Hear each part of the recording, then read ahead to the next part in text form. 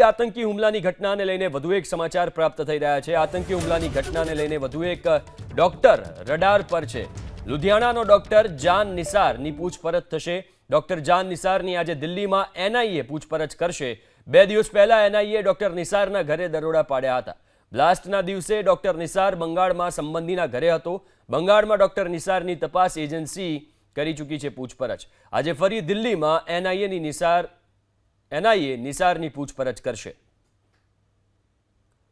તો વધુ એક ડોક્ટર દિલ્હી બ્લાસ્ટ કેસમાં રડાર પર છે। 2 દિવસ પહેલા એનઆઈએ ડોક્ટર નિસારના ત્યાં દરોડા પાડ્યા હતા। લુધિયાણાનો ડોક્ટર જાન નિસાર એની પૂછપરછ કરવામાં આવશે।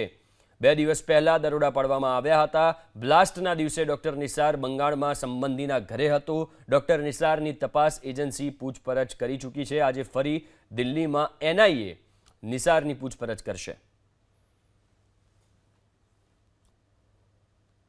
દિલ્હી બ્લાસ્ટની ઘટનાને લઈને સવાલોના ઘેરામાં અલ ફલાહ યુનિવર્સિટીના અનેક ડોક્ટર અને વિદ્યાર્થી અંડરગ્રાઉન્ડ। યુનિવર્સિટીના 22 ડોક્ટર અને વિદ્યાર્થીઓ એનઆઈએના રડાર પર છે। ગુમ ડોક્ટર અને વિદ્યાર્થીઓના ડેટા તપાસી રહી છે એનઆઈએ।